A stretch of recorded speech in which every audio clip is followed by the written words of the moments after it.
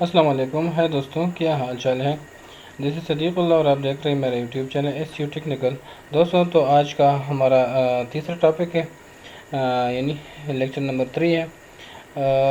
First और second lecture आपने देख लिए होंगे, अगर नहीं देखे तो काइंडली वो देख ले ताकि आप स्टेप वाइज अपना कोर्स कंप्लीट कर लें।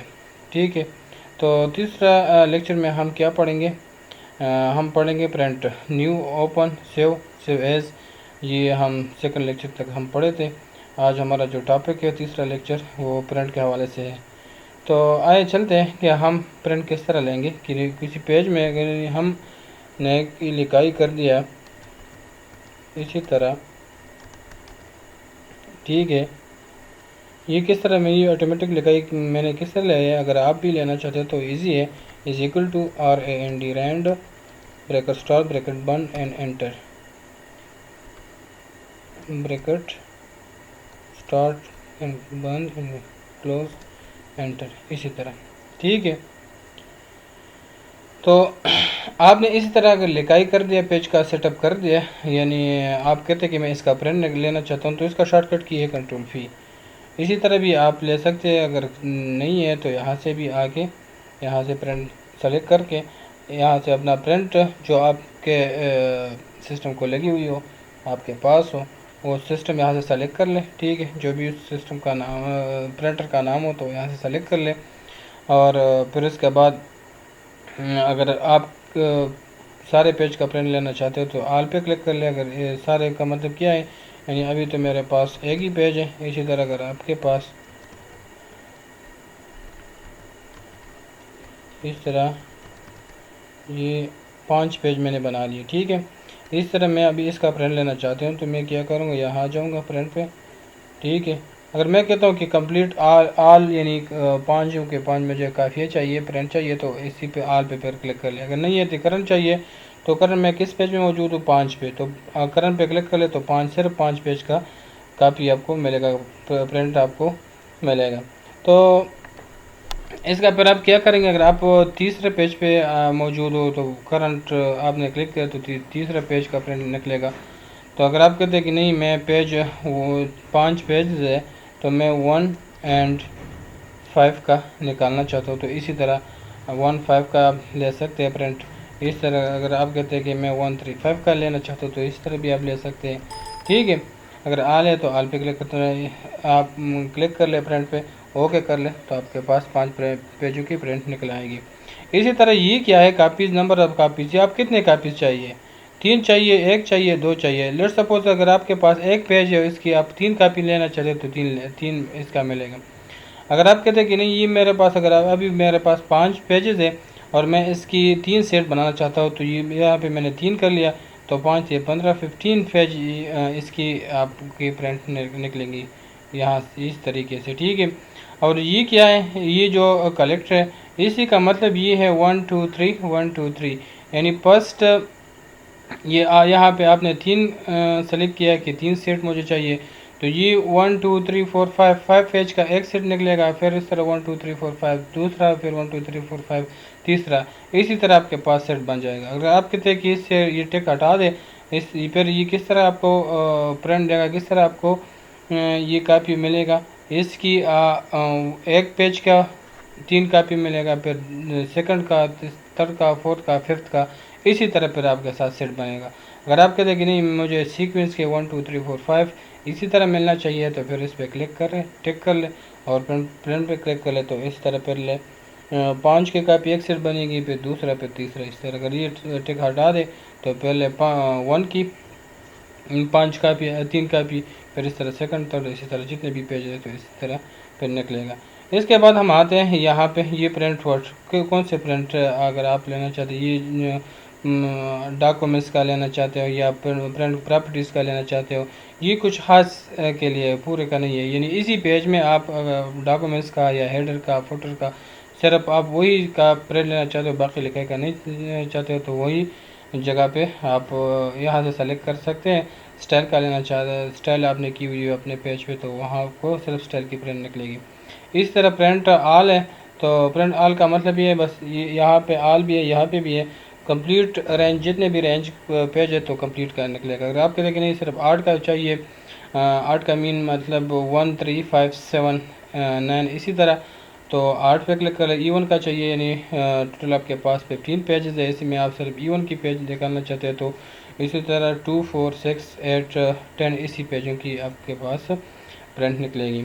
यहाँ पे आ जाए प्रिंट फर्स्ट शीट, तो आप एक शीट से कितनी कापी निकालना चाहते हैं, 1 2 3, इसी तरह जिस तरह आप ऊपर भी दे सकते हो, यहाँ से पिक्स है तो यहाँ से भी आप दे सकते हैं। ठीक है, स्केल सेलेक्ट करना है, स्केल लाजमी सेलेक्ट करना है, आपके पास कौन से यानी पेज मौजूद है, कौन से साइज़ वाले, तो A3 है, A4 है। ज़्यादातर ये वर्ड्स के लिए जो हम लेटर और एप्लीकेशन के लिए यूज़ करते हैं तो A4 यूज़ करते हैं। A4 ज़्यादातर हमारे प्रिंटर में मौजूद है और वो से हम प्रिंट लेते हैं। ठीक है, अगर आपके पास आप कहते हैं कि नहीं ड्राइंग की पेज में मैं लेना चाहता हूँ, बड़ा जो पेज है वो A3 है, और इसके अलावा और जो आपके पेज का साइज़ हो और आपके प्रिंटर में मौजूद हो और आप प्रिंट निकाल सकते हैं तो उस यहाँ से फिर आप सेलेक्ट कर सकते हैं, लेकिन ज़्यादातर क्या है A4 है। ठीक है, फिर ओके पे क्लिक कर लें।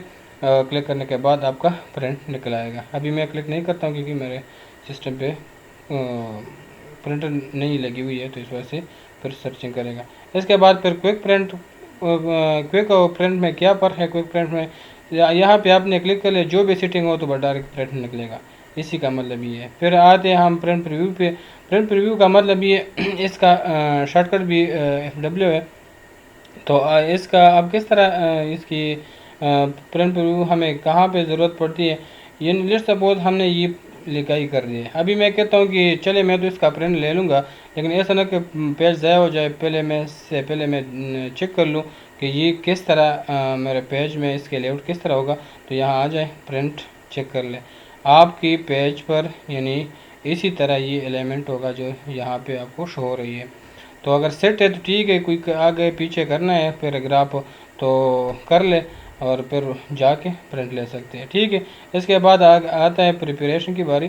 तो प्रिपेयर की में हम क्या प्रॉपर्टी इतना ज़रूरी नहीं है, आप यहाँ से भी दे सकते हैं और वहाँ से भी आप लगा सकते हैं। प्रॉपर्टी ये है, ये नाम ऑलरेडी ले लिया हुआ है। टाइटल जो आप टैब पे लेना चाहते हो क्या नाम दे सकते हैं, सपोज मैंने ए दिया है, यहाँ पे मैं लिख लेता हूँ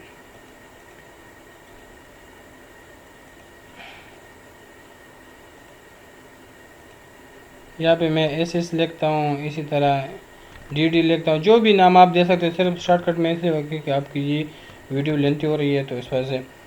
और यहाँ पे आप क्या करें, सेव कर लें, ये क्लोज़ कर लें। ये पेज मैंने सेव नहीं किया था, तो आप जहाँ पे भी आप सेव करना चाहते हैं तो आपसे सेव का ऑप्शन में मैंने ऑलरेडी आपको बताया है। ये जिस नाम से भी ये जो हमारा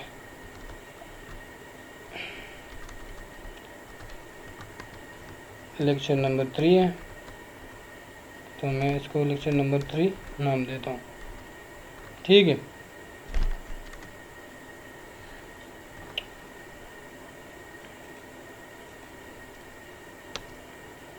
सॉरी यार,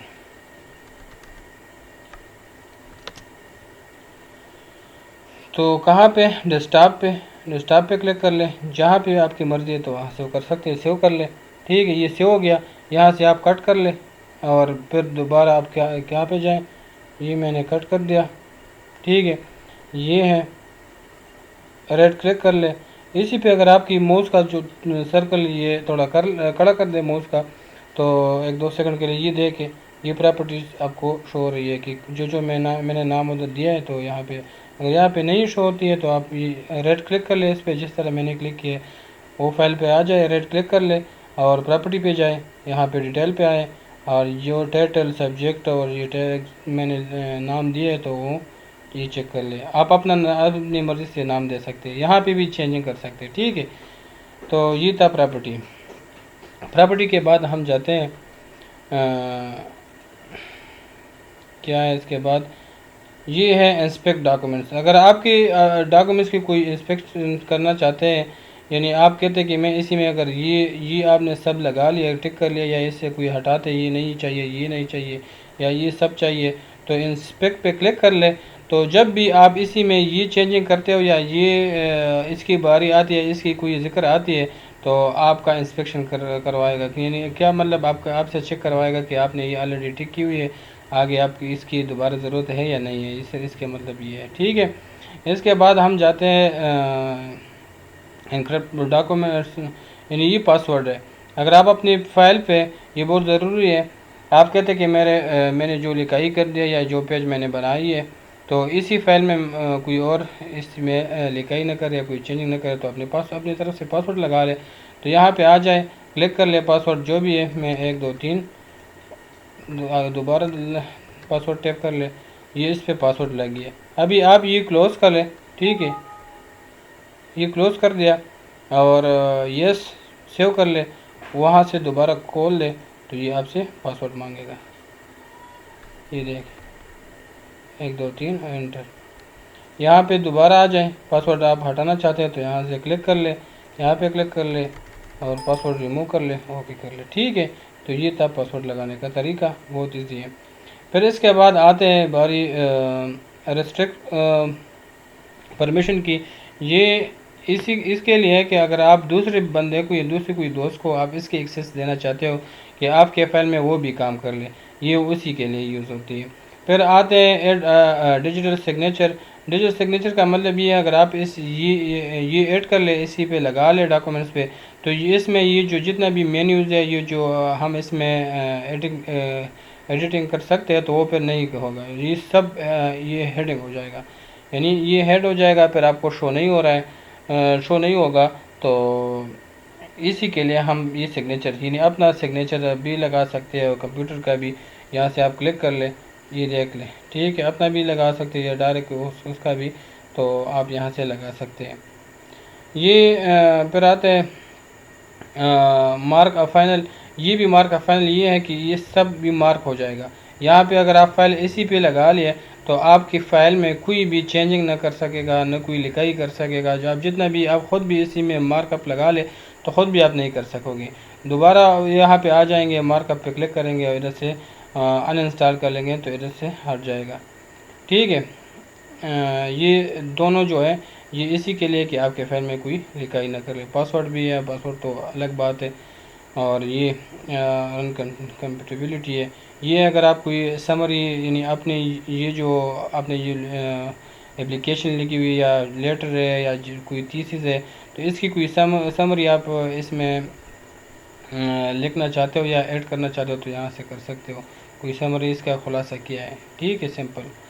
फिर इसके बाद आती है सेंड। अगर आप ये फाइल किसी को सेंड करना चाहते हो ईमेल के थ्रू, तो ईमेल के थ्रू भी यहाँ से सेंड कर सकते हो, और इंटरनेट पिक्स के ज़रिए भी आप सेंड कर सकते हो। पब्लिश क्या है, ये इतना अहम नहीं है। अगर आप कहते हैं कि मैं यहाँ पे ये देख, मैं इसका ये मैंने लिखाई कर दिया, कोई टॉपिक मैंने तैयार कर दिया, जो भी चीज़ हो जो भी हो, अगर आप उसको कोई नाम देना चाहते हो, लेट्स सपोज मैं यहाँ पे इसको लेक्चर नंबर 3 का नाम, यानी ये टाइटल में दे देता हूँ, तो आप ये दे सकते हो। यहाँ से सेव कर ले, तो सिर्फ इसी ब्लॉग में आपको मिलेगा। ये देख, ये ब्लॉग में आपको इसी तरह मिलेगा, ब्लॉग शेप में आ जाएगा, ठीक है।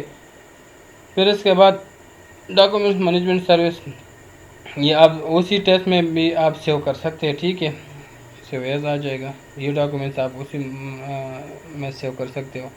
क्रिएट डॉक्यूमेंट्स, ये इधर यहाँ आप इसी के साथ कोई और डॉक्यूमेंट्स क्रिएट कर सकते हो इसी में, तो आप कर सकते हो इसी ब्लॉग में। और इसके बाद आती हैं क्लोज़। तो क्लोज़ हम यहाँ से करते हैं, यानी ये फाइल अगर आप कहते हैं कि मैं क्लोज़ कर लूँ, ठीक है, ये मैं सेव नहीं करना चाहता हूँ, तो मैं क्या करता हूँ, मैं इसको क्लोज़ कर देता हूँ। नो, अपनी फ़ाइल पे आता हूँ। यहाँ से ये फाइल अगर मैं चाहता हूँ यहाँ पे आप सेव कर ले, और ये यहाँ से आप कहते हैं कि मैं क्लोज़ कर लूँ, तो क्लोज़ पे दबा दें। ये सारा वो जो वेट फेज था लिखाई करने का, वो यानी ख़त्म हो गया, क्लोज़ हो गया। तो वो दोबारा आप ओपन करना चाहते हैं, तो यहाँ पर सिर्फ कुछ हद तक आपको, यानी ये रिसेंट डॉक्यूमेंट्स आपने खोली हुई हो तो आपको शो होगा। इसी तरह अगर आप और डॉक्यूमेंट्स खोलते हो तो वो ख़त्म हो जाता है, और नया यहाँ पे रिसेंटली का मतलब ये है कि आप करंटली जो डॉक्यूमेंट्स खोलते हो तो तकरीबन 10-15 तक यहाँ पे शो होता है। बाकी अगर आप ओपन करना चाहते हो तो जहाँ पे भी आपने सेव किया डेस्कटॉप पर, मैंने डेस्कटॉप पे सेव किया, डेस्कटॉप से मैं वो दोबारा ओपन करना चाहता हूँ तो यहाँ पे क्लिक करके ओपन, वो फाइल ओपन हो गया। ठीक है, तो इतना ही था हमारा तीसरा लेक्चर। चौथे लेक्चर में हम पढ़ेंगे यहाँ से होम में हमें ये क्लिपबोर्ड है, फ़ोन है, ये इसमें ये हमें कहाँ पे ज़रूरत पड़ती है और इससे हम क्या क्या किस किस मकसद के लिए हम ये करते हैं, और चेंजिंग जो भी हम इसमें कट और पेस्ट, ये बहुत ज़रूरी है। अभी सही सबक यहाँ से हम पढ़ेंगे, फिर इस पे इसके बाद इंसर्ट पे स्टेप वाइज से मैं कोशिश करता हूँ कि डिटेल से पढ़ा दूँ आपको और आप तंग भी ना हो जाए। ठीक है, तो इतना ही मैं कहता हूँ कि इतना ही काफ़ी होगा तीसरा लेक्चर, क्योंकि फिर लेंथी हो रही है। आप मेरे साथ रहिए और मिलते हैं नेक्स्ट लेक्चर पर, और तब तक के लिए मैं इजाज़त लेता हूँ। अपना ख्याल रखें। अल्लाह हाफिज़।